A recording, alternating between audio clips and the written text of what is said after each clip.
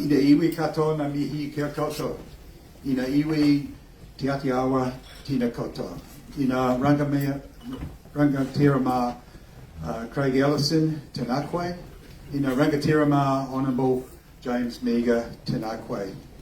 Ina rangatirama ambassadors for Germany, the European Union, Japan, and the deputy ambassadors for France and Japan, tina koto. I te iwi tina koto katoa. I'd particularly like to acknowledge the whenua of Te Atiawa and welcome you on behalf of Heritage Expeditions and the Russ family, and Shirley, Nathan and Aaron in particular. I'd also like to acknowledge Captain Yasik, who's brought the ship here overnight and has been in the Antarctic, and he's posted a little Snapchat the other night of really heavy rain in Dusky Sound, Tamatea, and he posted, this is the first rain I've seen in 3 months. So great to see you, Captain Yasik. So this celebration is about 40 years of Heritage Expeditions and 50 years of the contribution of the Russ family in particular to conservation and the partnership they have with Ngāi Tahu, and an apology that Tā Tipene can't be here today. But we are honoured to have the Minister for the South Island, Hunting and Fishing, Minister of Youth, and the Associate Minister of Transport, the Honourable James Meager here. James has one of the most stunning electorates, and I was just sharing my love of the Upper Rangitata and the Hakateramea Basin and some of that incredible country that he looks after. And he says, I'm also Minister of the South Island, which includes the Sub-Antarctics and the Ross Dependency. So, ladies and gentlemen, the Minister has to leave straight after a speech to catch a plane, but we're very honoured to have the Minister here, and many of us will have listened to that fantastic speech that he gave when he first came into Parliament. Thank you very much, Honourable James Meager.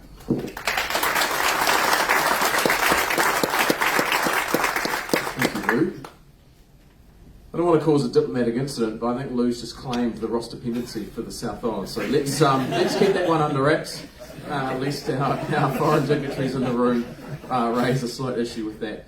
Look, ngā mihi nui, ngā mihi mahana ki koutou, Morena. Thank you all for being with us this morning. So it's always a pleasure to follow the first speaker of the morning because they get a lot of the acknowledgements out of the way. So I won't repeat many of the words that Lou has said this morning, but look, just first of all, it is a real pleasure to be here with you today on board the Heritage Adventure to celebrate 40 years of Heritage Expeditions.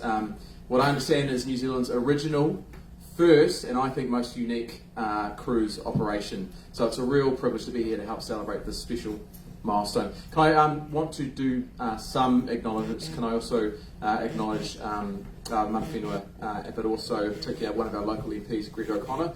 Greg also has a beautiful electorate, maybe not quite as beautiful as the Rangitata, but let's take number 2 today, Greg. So can I acknowledge my colleague Greg O'Connor and wish him all the best for his return to the parliamentary cricket field on Sunday at Karori number 1 for any of you who want to take a Sunday morning off and see a couple of battlers bowling the cricket ball around. Can I pass on my congratulations and acknowledgements and gratitude from Mr. Speaker, the Right Honourable Jerry Brownlee. Mr. Speaker has a long-standing relationship with the Russ family, and he passes on his regrets that he can't be with us this morning. He's actually at a funeral in Picton, so he does send his congratulations as well. Acknowledge the Russ family, in particular Shirley, Nathan, Sarah the Star, I'm told, who's standing in for Aaron today, and just acknowledge also Rodney and Aaron. Rodney apparently is over scuba diving or sailing through Indonesia, so don't feel too sorry for him not being here today. But I think, looking out on the harbour and looking at how beautiful the setting is this morning, that we're in probably the best part of the world right now.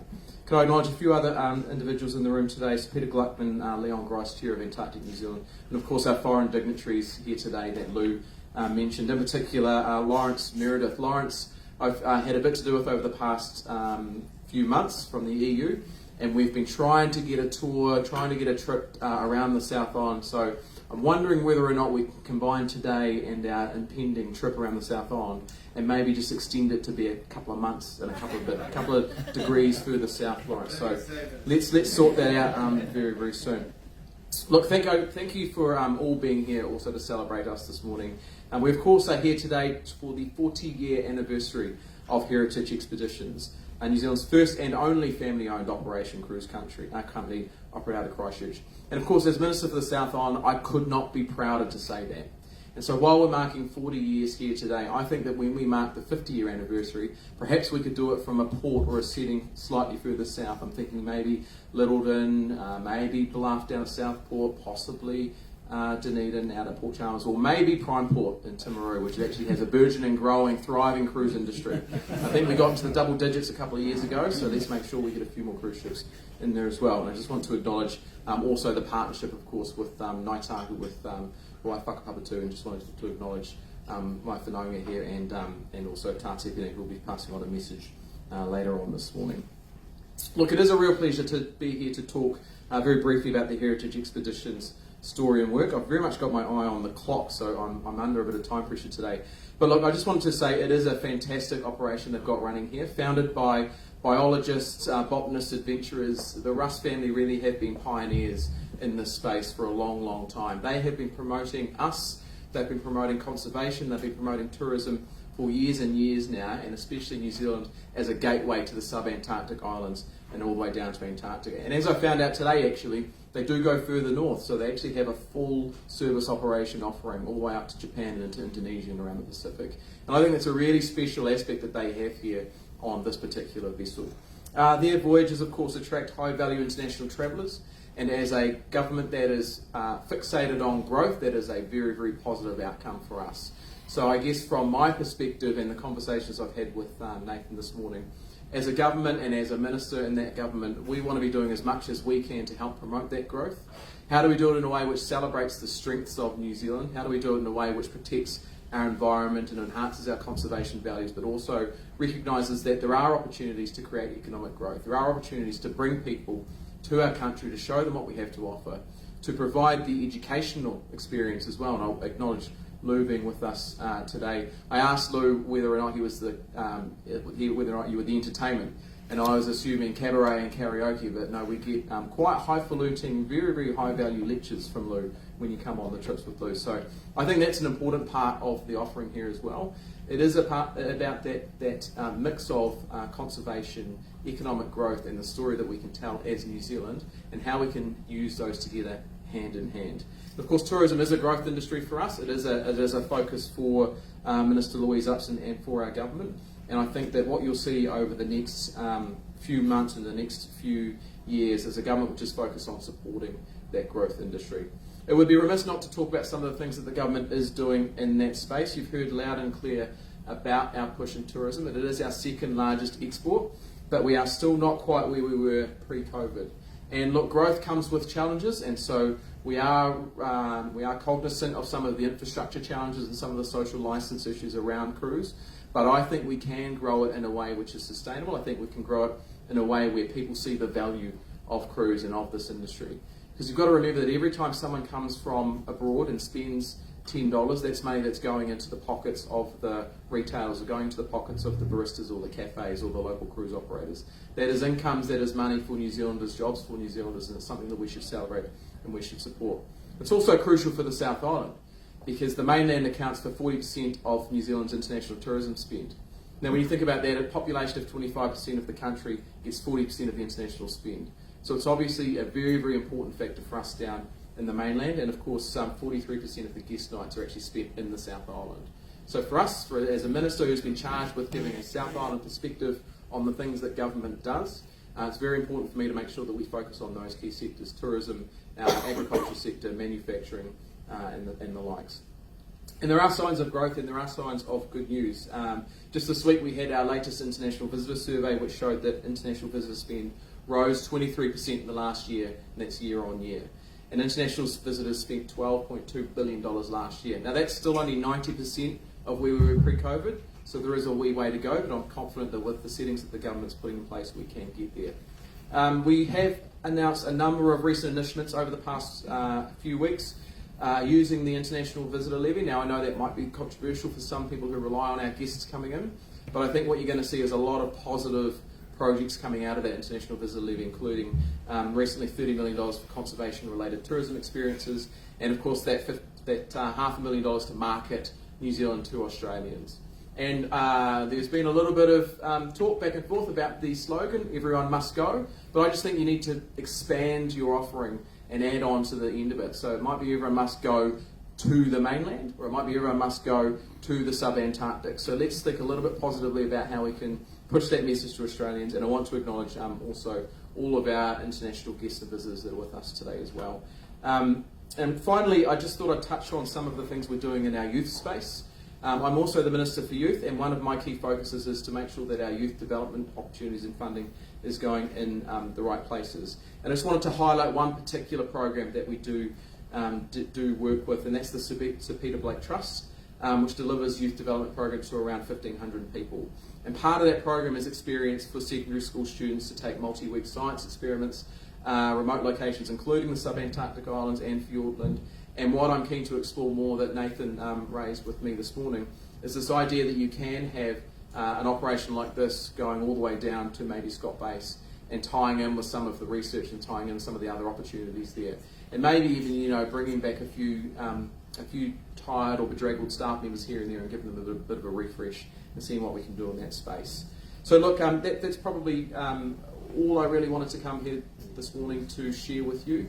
I wanted to just reiterate my support for what the Russ family have done here. They are a family-owned operation. They are still a family-owned operation.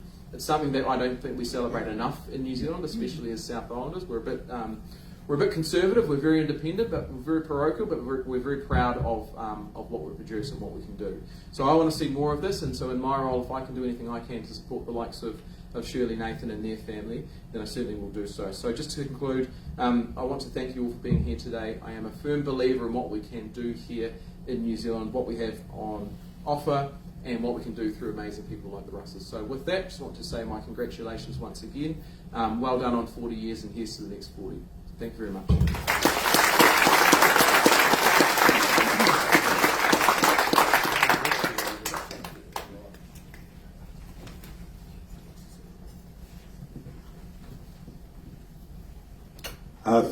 Thank you, Minister, for taking time out to come and celebrate what is one of the leading ecotourism companies in the South Island and the phenomenal track record that they have and what they've created. Now, our next speaker can't be with us today, but has given us a video, and I'd just like to read out the words that has been written. On behalf of Tā Tipene O'Regan Upoko o Awarua Rūnaka, he wishes to pass on his compliments to the Honourable James Meager, best wishes to the Russ family and to attending guests for the event, and his sincere apologies for not being able to attend an event he really wanted to attend. The event exemplifies the great work that Heritage Expeditions does as a brand ambassador for Aotearoa and the relationship they have sought with the southern iwi of Ngāi Tahu through the Murihiku Ki to Tonga program. I'm personally a great fan of Heritage and the commitment shown by the Russ family. This is a case of a growing partnership that has the opportunity to deliver amazing results for all New Zealanders across a number of areas. Now, I feel really privileged to introduce Tā Tipene because he's been a mentor of me personally since I helped set up DOC in 1987, and he welcomed me onto Awarua and pretty much trained me in most of the tikanga that I learned. I was involved on the other side of the table in the Ngāi Tahu Treaty Settlement with the Crown Titi Islands passing back to Ngāi Tahu and Whenua Codfish Island. And in my last few months as DG, we were going through a process to actually pass Whenua Hau back to a lead relationship with Ngāi Tahu, recognising how important that island is to Ngāi Tahu and how many families come from there. He's been a stalwart of the Kakapo program. He's been the face of predator-free Mokuhuka. He's been the face of predator-free Rakiura, and his heart sits with conservation. And to be on this ship in Tamatia with Shirley and Nathan in March last year with Tā Tipene was just a privilege. To have him on stage virtually every night telling stories of Ngāi Tahu's relationship with Fiordland was absolutely incredible to be here. So he's put together this video to talk about the partnership, and I will acknowledge Mike Shatford, who's here, who's had a lot to do in helping nurse this relationship with the Russ family and this unique partnership. Thank you very much.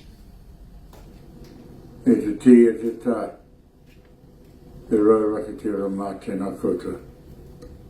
Tēnā koutou, kai te mihi atu, e mihi tino whakaro, whakapupuni anō hoki o Ngāi Tahu, ki te whānau o Russ. The Russ family, who are heritage cruisers, are a very unusually generous supporters of our southern Ngāi Tahu aspirations in this region and around the Awarua coast. They've got a particular set of values which I, for one, and many of my Ngāi Tahu colleagues admire enormously. They are values which protect the impact of visitors and take great care to ensure the protection and heritage of these rare and wondrous places that are such an integral component in our own Ngāi Tahu heritage within Te Waiponama and of course in other parts. But it's the work in Te Waiponama, and they work essentially as a southern whānau, a small tribe of their own, at least 3 generations long, in this sector, indeed present on this particular cruise. But we owe them a great debt of appreciation and gratitude for the efforts that they have made to preserve what they bring people to see. And the way they do it actually enhances the value of that heritage in a very real way. And so that's why I say, e mihi, my mihi whakapupuni, welling up within me in appreciation of their support for their particular kaupapa in heritage tourism, for the way they manage it, and for their generosity at the inclusion of Ngāi Tahu and the protection of Ngāi Tahu values in the course of their endeavours. We think that we've been able to contribute in some small measure to their vision of what they do. They have been able to enormously enhance our vision and our dream, our moimoia of our delivery and protection of our own heritage in this very special rohe, willed to us by our tūpuna, which we are struggling still to reclaim within ourselves and within the wider blend of Aotearoa New Zealand society and culture. Tēnei te mihi atu ki a koutou, he ke takaroa, he ke pāneke, he ke takaroa. Whānau ka haramai te tōkia, home e, hui e, tai e.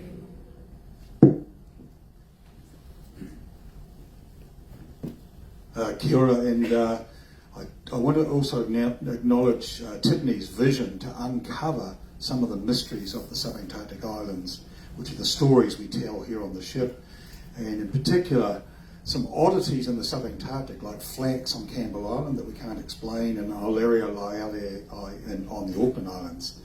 And he championed Ethel Anderson, who's their premier historian and storyteller, to go to Enderby, where he found obsidian 400 years old in some of the middens there.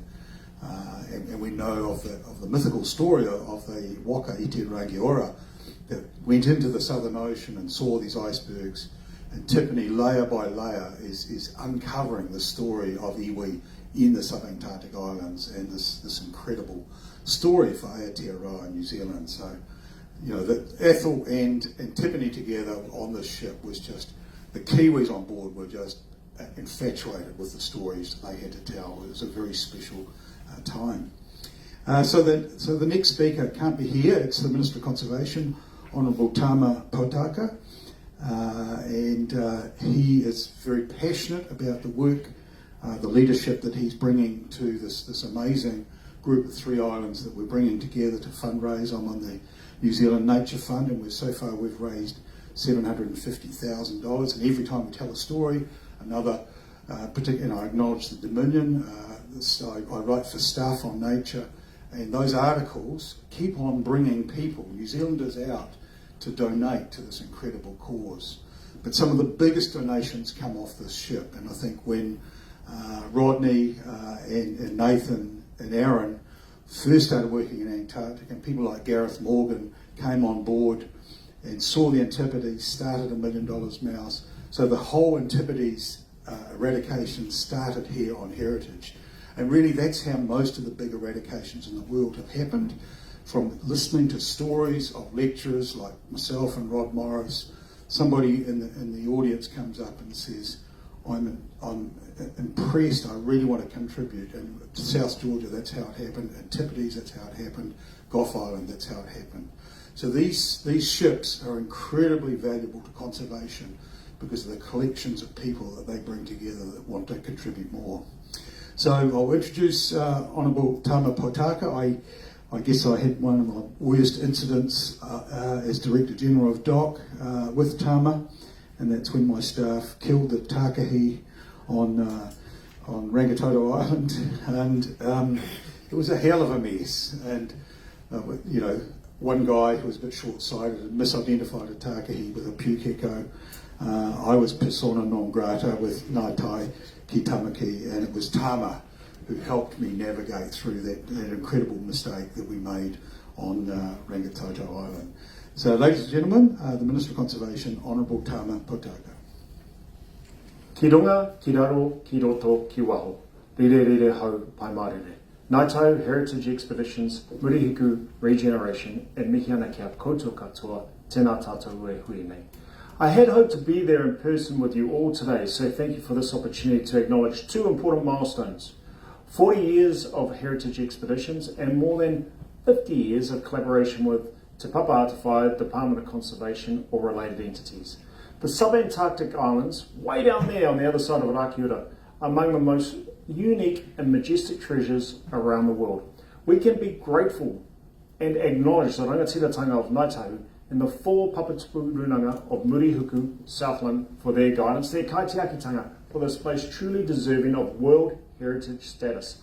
Heritage Expeditions has a long and proud history of tourism in the subantarctic.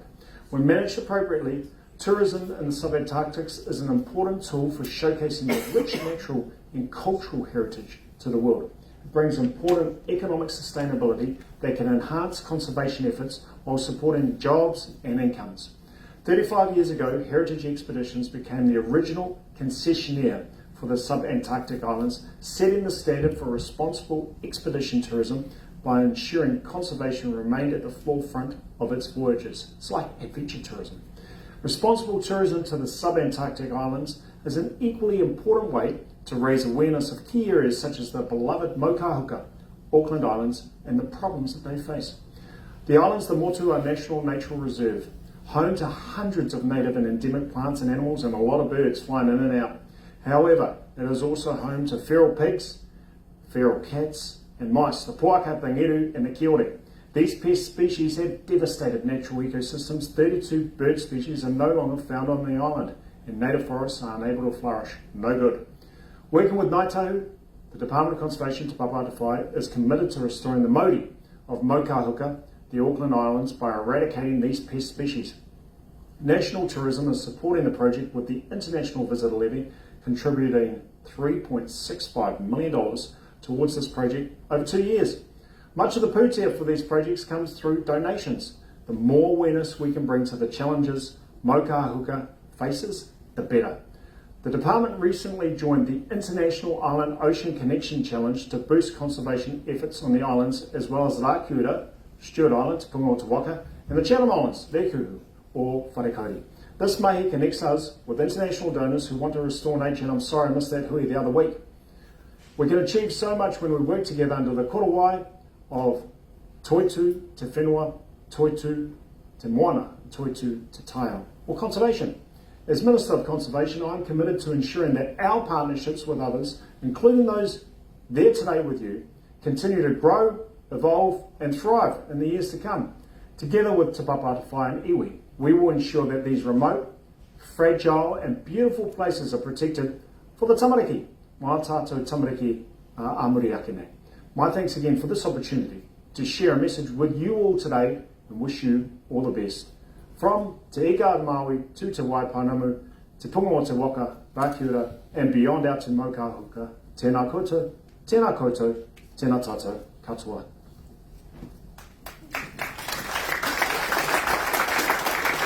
Thank you, Minister, and I acknowledge CEO Ashton as, from Department of Conservation being here today.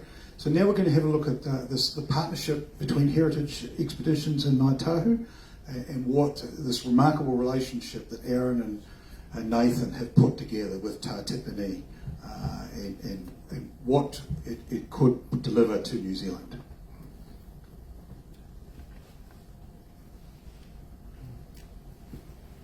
Te rauraka te rama e te ti e te tā.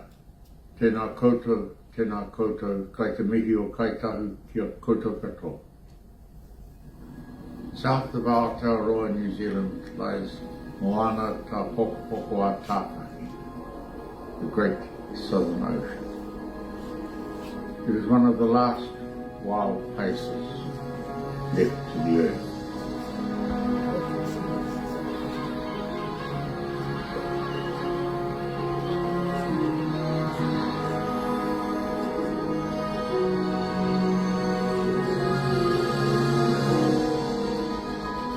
International consensus has turned the Ross Sea region into the biggest marine protected area in the world, for now.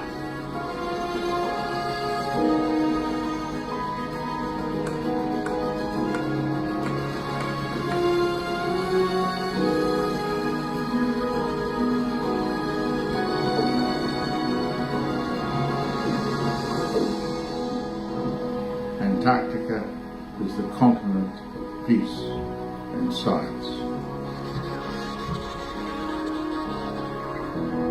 It is also a gateway to space.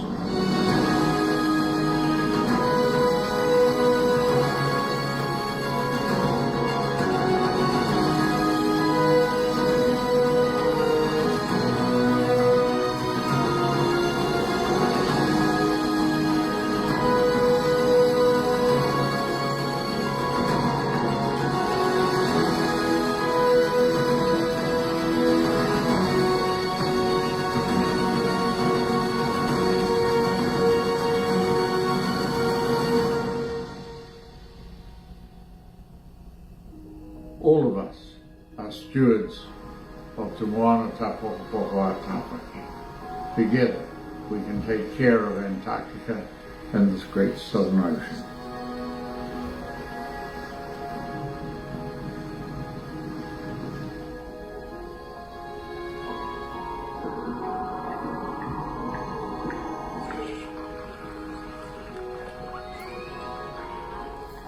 Mō tātou pā mō kauri a Murihiku nei.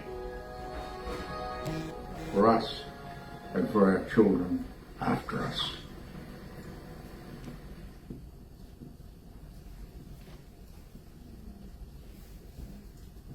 incredible footage there by Anthony Powell, who used to work for me in Antarctic, New Zealand.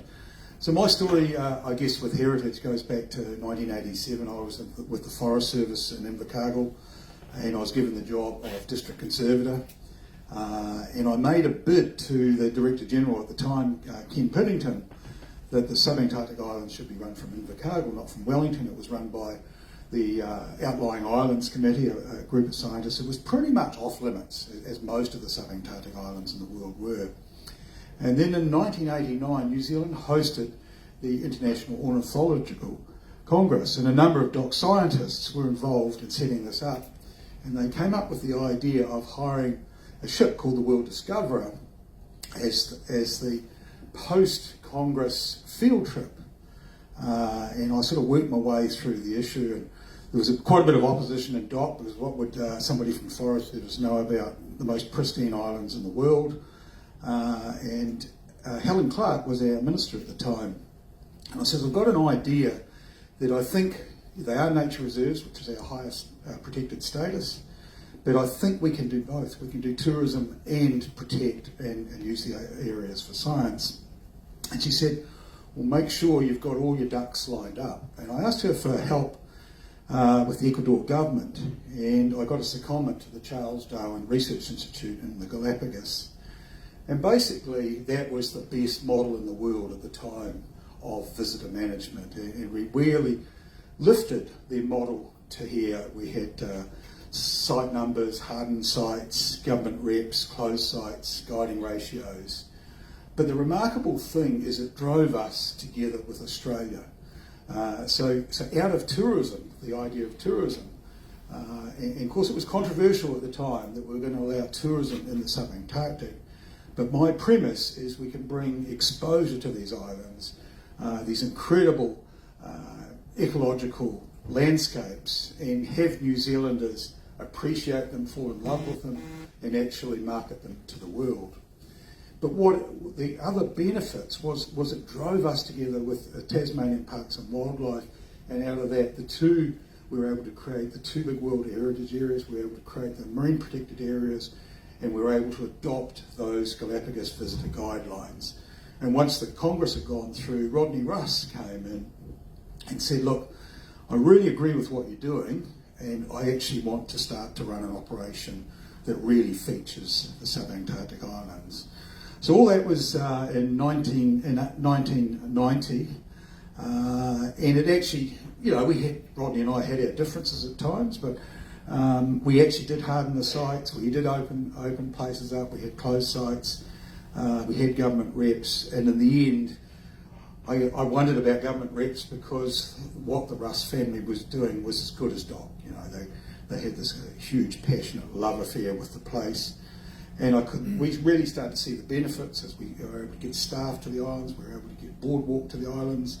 And when I became Chief Executive of Antarctic and New Zealand, Rob Murdoch's here, we were able to get some of the NIWA scientists who were working on the Ross Sea Marine Protected Area transported on the ship. And clearly the benefits of tourism to New Zealand, the fact that you can hardly pick up a New Zealand Geographic now and not see that Heritage Expeditions advertisement for the Subantarctic Islands and those incredible mega herbs. But it's all the other benefits. The 400 young explorers and people like Jana Newman here went on to lead the New Zealand delegation, started off her career on this ship. And so many people have ended up in leadership places in the environment in New Zealand and Australia and the United States from the 400 scholarships that the Russ family have very generously put on here. And then there's Sarah's art, and I'm on the New Zealand Arts Foundation, and Sarah has generously given over 100,000 we auction trips on here. So, and we've created the art in the Subantarctic, art in Tamatea, the Antarctic art, and the Russ family has just been a huge supporter of arts, and in particular the Arts Foundation. And then there's ongoing support for DOC, like this year when one of the Albatross team hurt her leg on a ship going to Campbell Island. The Russes were able to bring her back to medical help straight away, so saving the taxpayer around about $80,000. So it's that relationship that is incredibly helpful for New Zealand. But it's the conservation storytelling that I think is the really premier product. And since I've been DG, I've gone into conservation storytelling because I think it's such an exciting business. And I acknowledge Rod Morris, one of New Zealand's best storytellers. We've had Neil Nightingale from BBC Wildlife, Tim Flannery, the Australian of the Year, to sit in this audience and listen to some of the best conservation storytellers in the world is a phenomenal experience. And I guess when the Russian sanctions hit heritage expeditions, and I just started on their Russian icebreaker, the Spirit of Enderby, and we saw the ship get back and then head back to Vladivostok. And then Nathan came up with the idea of purchasing this ship, and his staff, we all thought, we're not going to go to this ship, it's too luxurious, we like the old ship, we like rolling around. And everyone said, no, we don't want to go to a big ship. We all came on, and about 2 nights we said, this is far better than we've ever been on, and we'll never go back to the Russians. So, you've done a remarkable job. You took a huge risk during COVID, and I was just talking to Shirley this morning how much more complicated it is filling a ship with over 100 people as opposed to 50, and how big the business has got for New Zealand. And I've been working in the Kimberley, and just to see the following that this company is getting from Australians. And you ask Australians, why are you signing up for all the heritage expeditions? And it's really about that experience that no other ship offers. So when you're on the ship, if there's a nice sunset, Aaron will stop I don't know, it must drive Yasik nuts, but he'll put the whole dinner back by an hour and we'll go out and watch the sunset. Or he'll get us up at 4 o'clock in the morning. No other ship offers that depth of experience, and it's led by the family. And it's just a phenomenal thing to be on, to see them, the success they've had in Japan, in Papua New Guinea, and their recent purchases into ecotourism in Rakura with Olva's guided walks. And the Indonesia trip is just absolutely amazing. And we go to these places where it's the only ship that ever comes to this island. And you ask Nathan, how did you find this? And he says, well, just sit on Google Earth and find something with a good lagoon, some mountains, some coral, and then we work out how to do it. And no other company offers that. So New Zealand is incredibly lucky to have heritage expeditions and the partnerships they have with the government, with Ngāi Tahu, and just the huge number of New Zealanders and Australians and Americans that have fallen in love with heritage expeditions. Ladies and gentlemen, on that note, I'll get Nathan to celebrate what they've done. Thank you.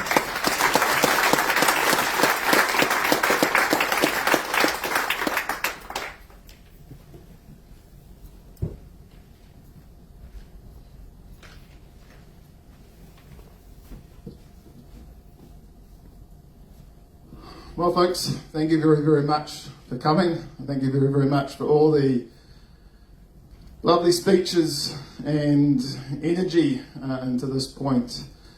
It's with a huge amount of pride and a huge amount of overwhelming mama that I welcome you here today to celebrate 40 years of heritage expeditions, but also celebrate the connection with conservation and education throughout the family's history.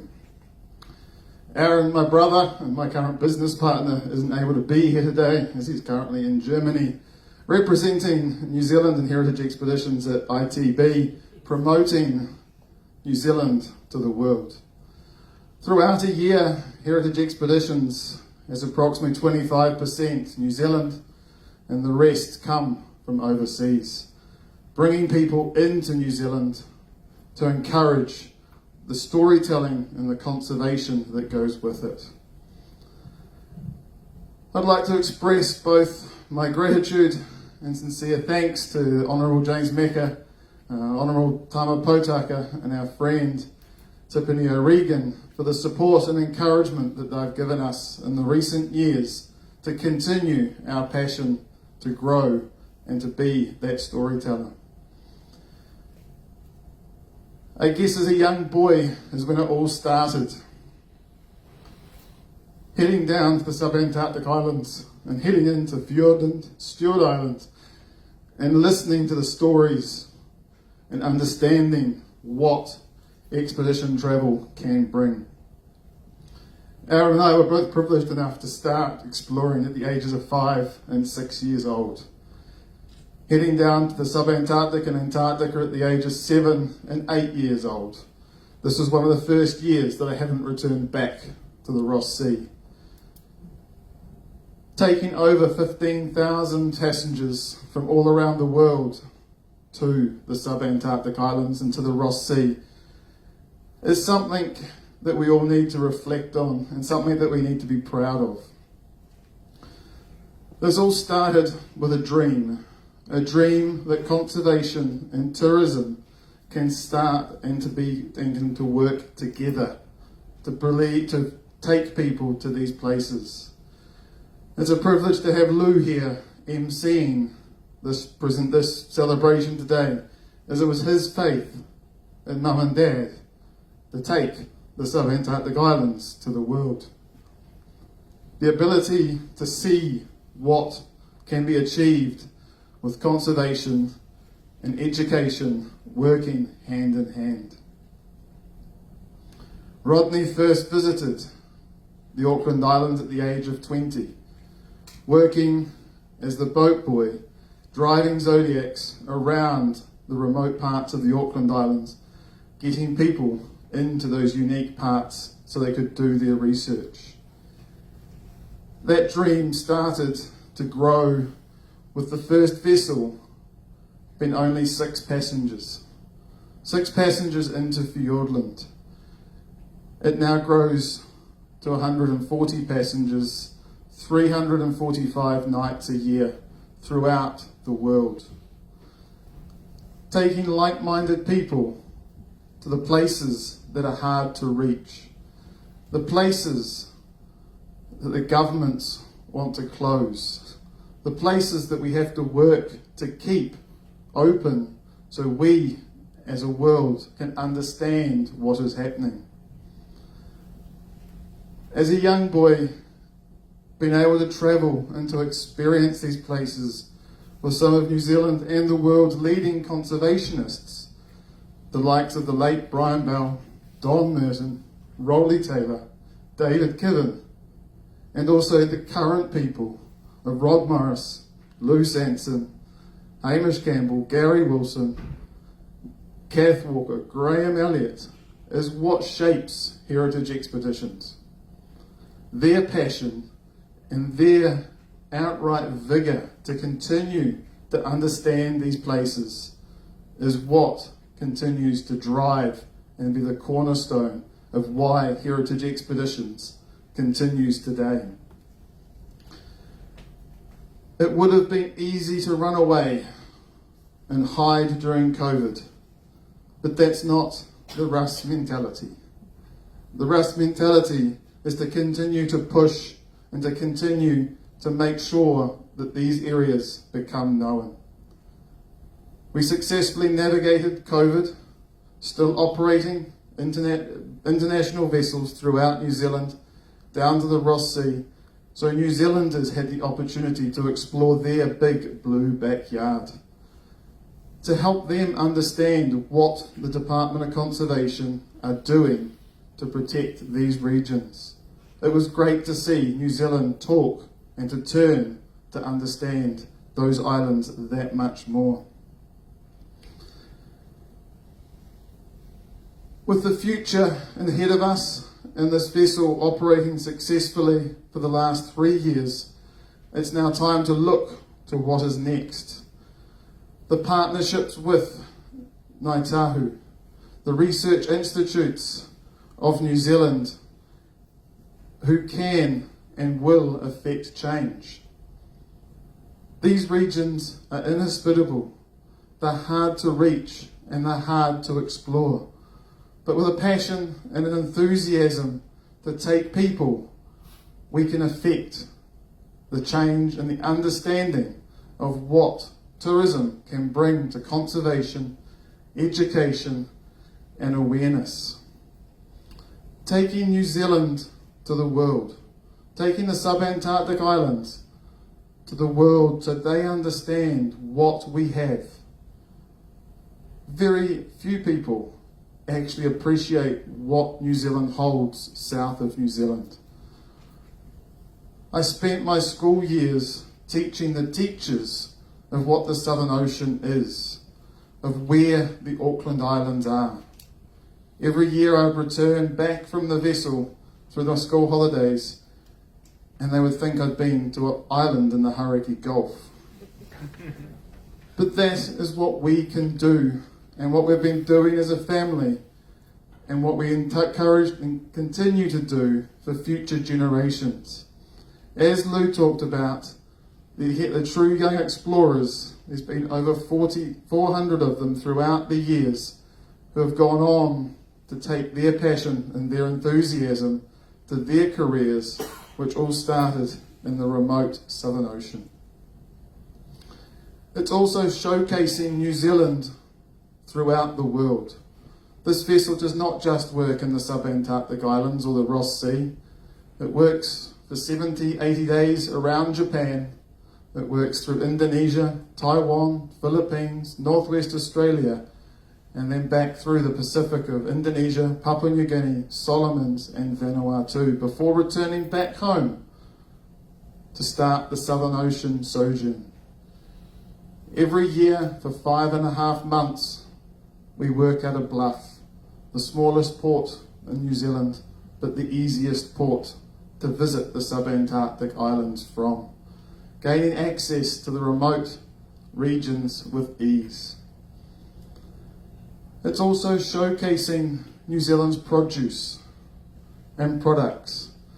After hearing Lewis finished, there is a sample of what we do on board to showcase New Zealand's products, from the wild crayfish of Fiordland to the Stewart Island salmon, to the wapiti that is removed from Fiordland to help protect the conservation outcomes.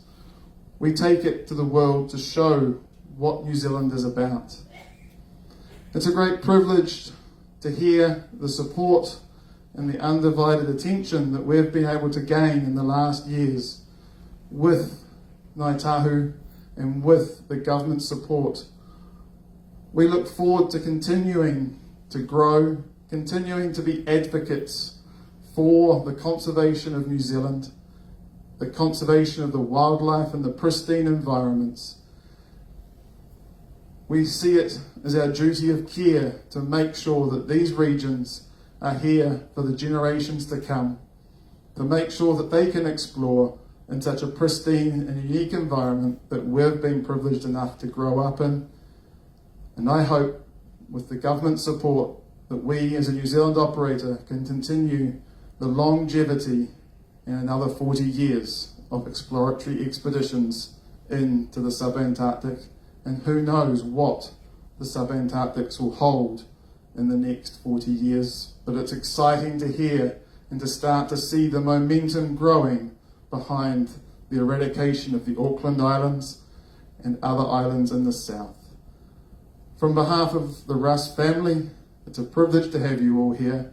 Thank you very, very much for your support, and we look forward to continuing to deliver a unique product to the remote parts of New Zealand and the sub-Antarctic islands. Thank you very, very much.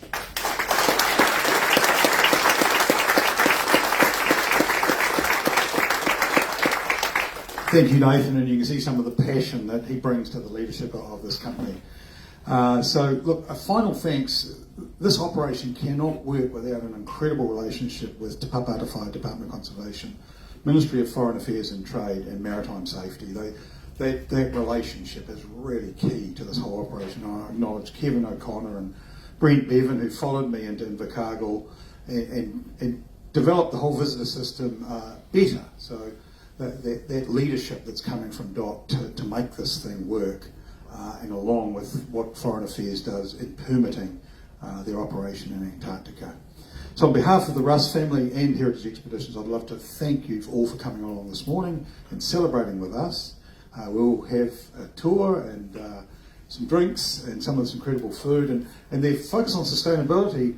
You notice when you're on the ship, you get Alan Scott wines, but they've actually been filled up from a bladder. So they've got the bottles, and I just think it's incredible that they've got all this bulk wine to actually reduce the number of bottles they have on board. So it's those little things that you see when you're on the ship reflect their focus on sustainability. So, ladies and gentlemen, thank you so much for coming along this morning. There'll be the first bus will leave here at 10:30 and the last one at 11 o'clock. Kia ora, tātou katoa.